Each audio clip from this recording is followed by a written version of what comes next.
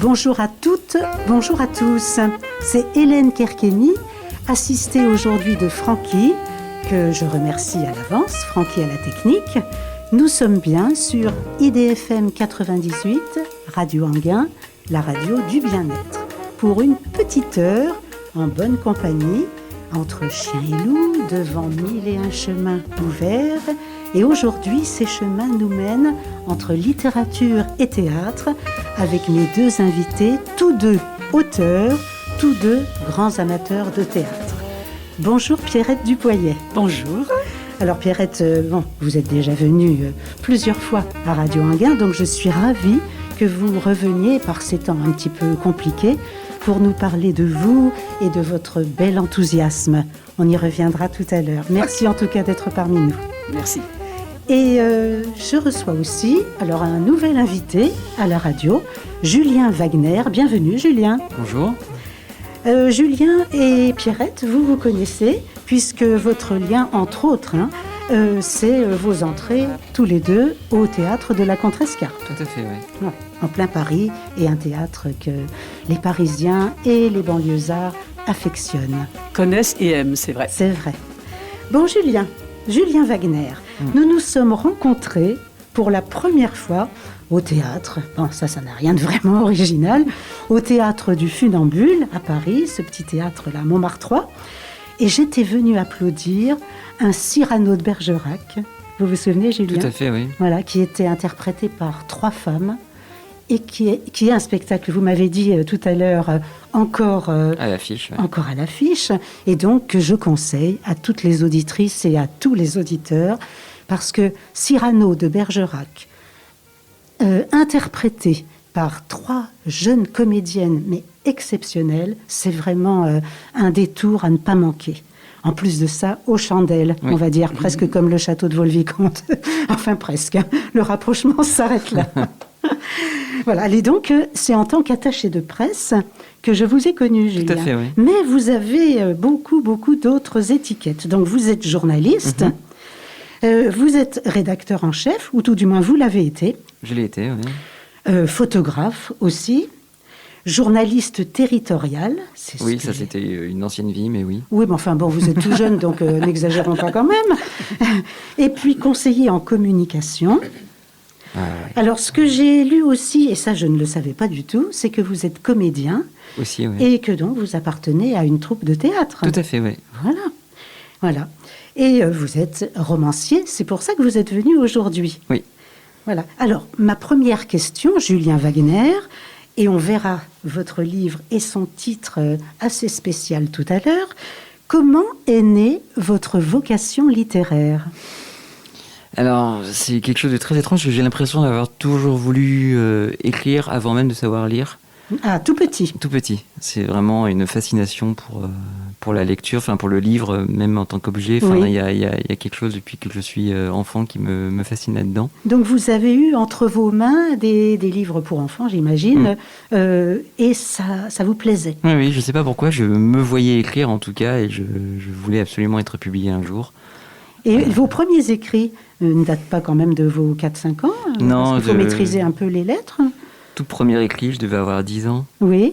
Mais c'était parce que j'avais l'impression d'avoir écrit un roman, alors qu'en fait, je pense que je lirais le manuscrit. Ça serait probablement une nouvelle, mais... Vous l'avez gardé ? Non, enfin, je sais pas. Je sais pas où c'est. Ça, c'est dommage. J'espère que c'est gardé quelque part. Oui, mais oui. Et ça parlait de quoi ? Ça s'appelait Panique à Toutouville. Eh ben, c'était déjà un sacré titre. Et c'était, à 10 ans, ça promettait. C'était une ville de chiens contre une ville de chats qui était en compétition pour du pétrole. Ah oui. Oui. D'accord. Il y avait du pétrole sous la ville des chiens et les chats voulaient absolument le pomper en toute illégalité. D'accord, une espèce de ferme des animaux à vous. Tout à fait. Bon, d'accord. Bon, spécial. Et puis après, vous avez continué à écrire ? Oui, j'ai jamais arrêté en fait. D'accord. Il y a eu des phases de découragement quand on voit qu'on n'est pas publié ou qu'il n'y a pas de retour, comme ça. Oui, et donc il y a eu tellement... des moments de latence et après d'autres, j'y revenais forcément. Oui. Vous avez écrit quand vous étiez adolescent un journal intime ? Non. Jamais. Jamais. D'accord. Donc c'était vraiment Ouais, voilà, pour toujours, les autres. Toujours de la fiction, non, journal intime, non. D'accord. Bon, bah ça c'est intéressant. Alors, je reviens un petit peu à votre carrière dramatique parce que comme je ne la connais pas, j'aimerais bien que vous nous disiez quel rôle, et ça va éclairer certainement, enfin peut-être, le livre que vous avez écrit. Quel rôle vous jouez sur scène? Est-ce que vous jouez en ce moment? Alors là, en ce moment, on est en train de répéter avec ma troupe. Ah. Enfin, la troupe dont je fais partie. Oui. Comment elle s'appelle cette compagnie? Alors, ça s'appelle les Peps. Les Peps. Ouais. Ça a du peps. On essaye. Et on est en fait sur des créations à chaque fois. D'accord. Et donc là, on est sur une nouvelle création. Alors, écrite par qui? Par ces collectifs. Ah, d'accord. Et en fait, c'est d'abord, on fait des improvisations sur des thèmes que notre metteur en scène nous donne. Oui. Et ensuite, lui, il capte des choses que l'on dit, que l'on fait, et il en fait une pièce. Et après, on va... Voilà. D'accord. Et vous pouvez me dire le thème, nous dire le thème de cette création? Alors là, c'est sur 30 ans, sur 3 décennies différentes. Oui. Et ça part de la légalisation du Pax jusqu'à les années 2030. Et d'accord. Voilà. On est en pleine fiction? Oui, tout à fait. Ouais. Bon. Et c'est les rapports humains entre eux. Ça reste un petit peu le thème de votre livre. Oui, c'est une tragicomédie. Tragicomédie. Voilà. Très, très bien. Bon. Et ça se jouera où? Donnez-nous envie d'y aller. Alors, théoriquement, normalement, ça devrait se jouer au Clavel en avril-mai. D'accord. On est en train de finaliser tout ça. Très bien. Bon, ben, vous nous en reparlerez, oui, avec Julien, plaisir, j'espère bien. Vous avez écrit plusieurs romans. Et le seul que j'ai lu, moi, c'est celui-là. Les autres romans, quel en était le thème majeur? C'est toujours... Je m'en doutais un peu. Il y a des obsessions récurrentes, oui. Forcément. Donc, homme-femme? Homme-femme, oui, mais c'est surtout sur l'incapacité d'aimer. Ça, c'est vrai que c'est quelque chose qui revient souvent. Oui. Sur les familles dysfonctionnelles aussi. Et sur un rapport aussi à la mort assez proche. Ouais. Bon, bref, des thèmes qui traversent tout un chacun. Oui, et toute une mais j'essaie toujours de mettre de l'humour dedans. Parce oui. Que, voilà. Mais un humour un petit peu cynique, comme ce que j'ai retrouvé. D'accord. Bon, alors voilà le premier roman publié, Julien Wagner, que j'ai lu avec grand intérêt. Et je suis un ancien professeur de français, donc j'en ai lu des livres. Et celui-là m'a surprise. D'accord. Il s'intitule « Gangrène, une histoire d'amour ». Bon, le titre, plutôt étonnant, plutôt énigmatique et paradoxal. Oui. Donc, la première question qui concerne votre roman, votre première publication, comment est-ce que vous pouvez associer dans votre titre l'amour et ce que vous définissez vous-même, et d'après le Larousse, comme un mal insidieux? Je vous écoute, Julien. Il faut savoir qu'à la base, le titre était simplement Gangrène avec un point d'exclamation, pour que ça fasse comme une sorte de cri du cœur, ce que ressent l'héroïne. Et on a préféré l'adoucir avec une histoire d'amour derrière. Oui. Moi j'aurais bien aimé Gangrène tout seul, parce que ça m'aurait encore plus surprise, vous voyez. Oui. Alors que là, on va s'attendre à ce que ce soit une histoire qui tourne mal. Mais bon. Et voilà, et je sais pas pourquoi. En fait, je sais que j'ai commencé à écrire ce roman avec ce titre. C'est ce titre qui a fait découler le reste. Oui. Donc, je sais pas, est-ce que je vois l'amour comme ça? Peut-être. Mais... Bon, j'espère que vous ne le voyez pas seulement comme ça. J'espère pour vous. Non. Voilà. Alors, j'aimerais aussi que vous parliez un petit peu de la couverture de ce livre, qui est très spéciale. Oui. Ça, j'avoue que c'est une couverture qui fait peur. Oui.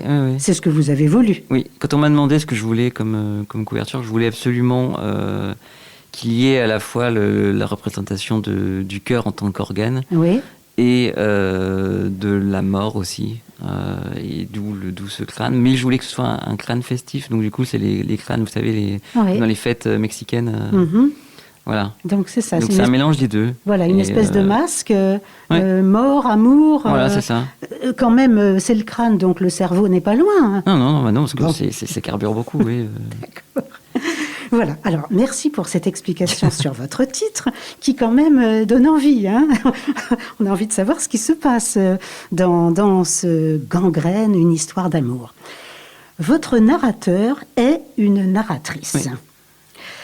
Alors, est-ce que ça a été facile, Julien Wagner, vous êtes un homme, de vous glisser dans l'écosystème féminin ? C'est beaucoup plus simple, je trouve, d'écrire quelque chose qui est plus éloigné de soi. Comme quand on est comédien, on a envie de jouer des personnages qui sont loin de soi. Enfin, moi, en tout cas, je préfère jouer des personnages qui sont vraiment très très loin de ce que je peux être. L'écriture, c'est aussi ça. Et j'écris spontanément, enfin régulièrement en tout cas, avec une narratrice. Ah oui. Ouais. Donc c'est plutôt dans un organisme féminin que vous vous glissez pour écrire ce que vous avez envie d'écrire. Moi, ça m'a interpellée, ça. Oui, il y en a beaucoup qui me posent cette question. C'est vrai ? Ouais. Oh, bon, moi qui espérais être originale. Mais je trouve que le roman fonctionne parce que c'est une femme qui le... Sinon, ça n'aura oui. pas d'intérêt. Et du coup, est-ce que vous connaissez bien les femmes ? Enfin, voilà une drôle de question. Mais est-ce que vous avez eu, par exemple, des sœurs, des présences féminines, voilà, c'est ce que je veux dire, qui vous ont permis de pénétrer la psychologie féminine ? Alors, parce que c'est pas évident, je trouve, la psychologie féminine. Dans ma famille, les présences féminines, c'est ma mère, ma grand-mère ou ma marraine. Oui. J'ai pas de sœurs. Sinon, c'est les amis proches. Oui, bien sûr. Et qui sont des femmes libres, indépendantes, qui n'ont pas peur d'affronter la vie. D'accord. Ouais. Donc, ils vous ont un peu... je pense qu'il y a eu un peu... Permis de les connaître, on va dire. Ouais. Un peu. Après, voilà, est-ce que je pense pas être un grand connaisseur Personne ne peut... Mais quand même. Enfin, en tout cas, de certaines femmes, puisque certes, on est tous des individus particuliers. C'est pas vous qui me contredirez. Non. Les deux protagonistes ont les mêmes prénoms que les héros de l'Écume des jours. Oui. Bon, et d'ailleurs, vous l'expliquez bien. Oui. Je ne veux pas trop en dire, mais malgré tout, je veux que vous nous expliquiez ce choix. Pourquoi Colin et Chloé ? Bon, on les reconnaît, c'est vrai, ça fait plaisir. Et en même temps, on se dit, on va suivre un peu la trace des héros de Boris Vian, et puis pas du tout. Alors, est-ce que c'est ce que vous vouliez ? Oui. Alors, c'est très, très étrange, parce qu'en fait, L'Écume des jours, c'est un des premiers romans que j'ai lu, et je pense que je l'ai lu trop jeune. Oui. Et j'en avais fait un rejet total. Et pourtant, oui, vous n'aviez pas du tout aimé. Et pourtant, il m'a marqué énormément. Oui. Puisque dès que je l'écris, spontanément, l'héroïne s'appelle Chloé. C'est drôle, hein ? Et est-ce que vous l'avez relu ? Oui, et du coup, le regard est forcément différent. Bien sûr. Mais il m'a suffisamment marqué, en tout cas, ce côté nénuphar qui ronge, etc. Enfin, ça m'avait vraiment, vraiment marqué. Et pourtant, j'avais fait un rejet. Et c'est un hommage, en fait. C'est curieux, que voilà, vos deux... Enfin bon, Chloé, donc on peut comprendre, et Colin, donc ça collait quand même assez... Oui, parce que je voulais un prénom qui soit... Je sais pas, pour moi, Colin éveille l'enfance. C'est un prénom qui éveille l'enfance chez moi, et je voulais que, comme le personnage a un sourire enfantin, etc., Colin est venu spontanément, et du coup, j'ai fait cette analogie. Donc Colin et Chloé, dont on va suivre les aventures un peu scabreuses, on va dire. Alors, je vous donne mon point de vue sur votre livre. Donc j'ai trouvé que l'histoire, le style, les personnages et même le cadre dans lequel se passent les péripéties nombreuses, tout ça, c'est très singulier. Même si ça a l'air conventionnel, on raconte une histoire d'amour entre un homme et une femme, ça n'est pas du tout. Donc c'est assez déroutant, et ça m'a beaucoup plu. Voilà. Alors je trouve que c'est un livre original. En cela, je le recommande à nos auditeurs et à nos auditrices, jeunes ou moins jeunes. Julien, aidez-moi. À partir de quel âge conseilleriez-vous ce livre, Gangrène, une histoire d'amour? Quand même, ne découragez pas nos adolescents. Non, je pense que justement, les adolescents, ça leur parlerait. J'ai eu des adolescents qui l'ont lu, qui m'ont fait... Oui. Donc voilà, on va dire à partir du lycée. Oui. C'est ça qui serait... Même un petit peu avant, si on est un peu... Curieux? Oui, curieux et en avance sur son âge. Voilà, il faut quand même ça, il faut ces conditions-là. Oui. Très bien. Et puis après, jusqu'à plus d'âge. Ouais. Bon. Alors, une question qui me dérange un peu, mais vous allez essayer d'y répondre honnêtement. Est-ce qu'il y a une part d'autobiographie dans ce livre? Alors, comme c'est un premier roman, on va dire qu'il y a toujours une part d'autobiographie quelque part, qu'on ne trouve pas tout de suite. Et c'est d'autres qui vous connaissent bien, qui le lisent et qui disent « Ah bah tiens, ça pourrait me faire penser à toi. » Voilà, c'est votre inconscient finalement. Oui, il y a des choses que parcourt l'héroïne que j'ai pu vivre aussi. C'est-à-dire que j'ai fait aussi, comme elle, un petit boulot dans une enseigne culturelle. Oui. Je suis journaliste, donc j'ai fait aussi, comme elle, un parcours de pigiste. J'ai vécu aussi en Afrique. C'est ce que j'allais vous demander. Est-ce que vous connaissez l'Afrique? Parce que... Alors, connaître l'Afrique, c'est un grand mot, parce que je n'ai vécu que dans un seul pays. Où ça? À Djibouti. Ah, d'accord. Parce que mon père était militaire, donc du coup j'ai fait 2 ans là-bas. Mon lycée. Ça vous a marqué, cette période? Énormément, parce que c'était assez difficile. C'était en pleine guerre civile à l'époque. Il y avait des épidémies de choléra, des choses comme ça. Et on quittait donc le monde confortable qu'on connaissait pour tout d'un coup être propulsé dans un pays où il fait 40 degrés toute l'année, où il pleut jamais, etc. Oui, c'était intense.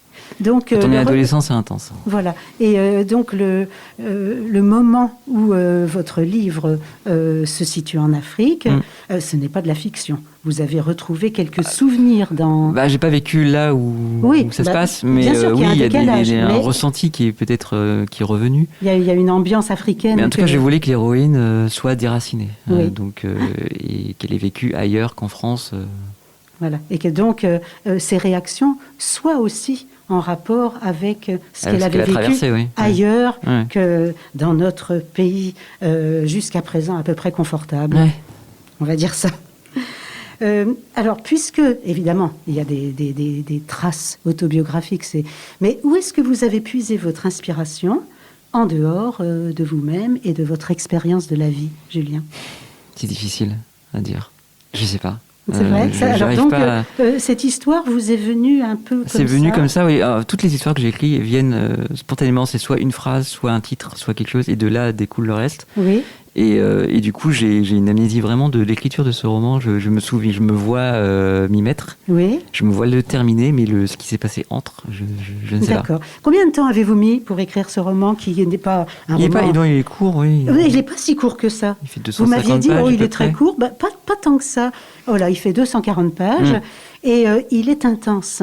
Donc non, c'est pas un petit livre qu'on lit comme ça en une soirée. C'est pas vrai. Je pense qu'il y a des passages qui sont plus rapides que d'autres à écrire. C'est vrai. Ça, oui. D'autres qui sont... En tant que lectrice. Oui. Et qui, du coup, sont aussi...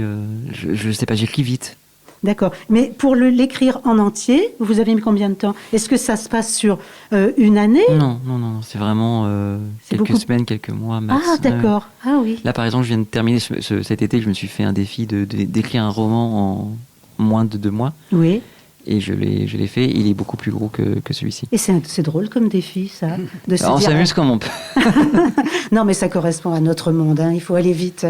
Moi, non, c'est pas que ça, c'est que en fait, je mets longtemps à maturer les choses. Oui. Par contre, comme c'est longtemps dans le cerveau, ça s'écoule très rapidement. D'accord, parce que c'est prêt, finalement. Voilà, tout est prêt. Donc je n'écris que quand tout est prêt. que si j'ai le début, le milieu, la fin. Et voilà. Après, je me fais surprendre au moment de l'écriture, mais... Et on va rester sur Gangrène encore quelques instants, mais votre nouveau roman, puisqu'il est fini, vous pouvez nous dire de quoi il parle? Alors pas du tout, parce que c'est dans le cadre d'un concours et je ne peux pas... Vous ne pouvez pas le révéler? Non. C'est secret. Mais c'est aussi autour d'une héroïne très forte, etc. Sauf qu'elle, elle a 72 ans. Ah ça me correspond. Très bien. Alors, je ne veux pas du tout révéler le contenu du livre, évidemment, puisque j'espère bien que Gangrène, une histoire d'amour, va être lu par les auditeurs et les auditrices de IDFM 98 Radio Anguin. Mais quand même, Julien, racontez-nous le début pour donner envie. Alors le début, c'est l'histoire de Chloé, qui est une jeune trentenaire, qui est libre, indépendante, qui est assez frivole et qui passe de corps en corps. Voilà, qui vit sa vie. Qui vit sa vie, qui ne veut absolument pas s'attacher, qui refuse l'idée d'aimer, et qui un jour va tomber sur un jeune homme qui va la déstabiliser. Un jeune homme, disons-le, au sourire enchanteur. Voilà, qui sourit tout le temps, c'est sa particularité. Voilà. Et qui la déstabilise parce qu'il n'est jamais impressionné par elle. Donc elle est vraiment... Et elle sombre en fait petit à petit. C'est tout. Voilà. On n'en dit pas plus. On n'en dit pas plus. Juste, voilà, elle qui était sûre d'elle. Sûre d'elle-même va perdre toutes ses... Et ben voilà, elle perd ses barrières, on va dire. Ça, et elle tombe amoureuse. Et puis après, eh bien, vous verrez bien ce qui arrive à Chloé et Colin. Et croyez-moi, ce n'est pas du tout ce que vous croyez. C'est ce que je peux dire. Alors, je vais lire un petit extrait, aussi pour donner envie. Et puis après, Julien, je vous demanderai vous-même, en tant qu'auteur, de lire un petit extrait de votre livre. D'accord. C'est au début et j'espère que ça va donner envie. C'est donc Chloé, c'est la narratrice. Je lui aurais bien révélé que je connaissais le continent africain mieux que lui, pour y avoir vécu toute mon enfance et mon adolescence. Mais je n'avais pas envie de parler de moi. J'adorais le son de sa voix, à la fois grave et douce, une de ces voix de conteur parfaite pour vous bercer et vous captiver en même temps. J'adorais observer l'amplitude de son sourire, qui ne s'éteignait jamais, modulant son débit de parole. Son sourire était une partition, et ses mots, des notes qui formaient une harmonie apaisante qui me faisait baisser ma garde.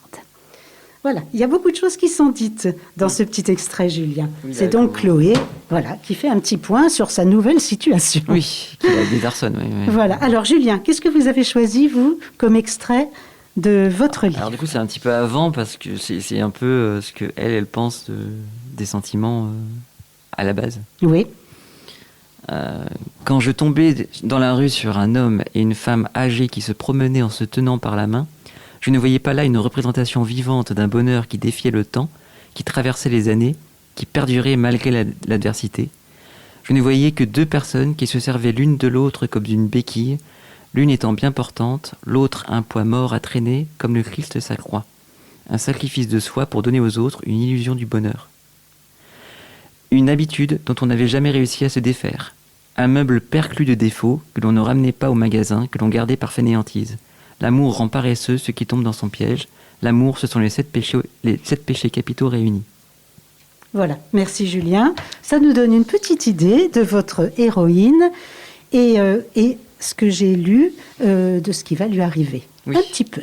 Mais tout le monde sera très surpris en lisant cet étrange roman. Merci beaucoup, Julien, d'être venu nous parler de ce roman. Et puis, nous allons faire une petite pause. Alors, je vous emmène avec Muse. Je pense que tout le monde aime ce groupe britannique. Et là, dans Exogenesis Symphony, eh bien, il s'agit d'une histoire d'amour très scabreuse et qui se termine bizarrement. Donc, je pense que ça colle à peu près avec Gangrène, une histoire d'amour de Julien Wagner.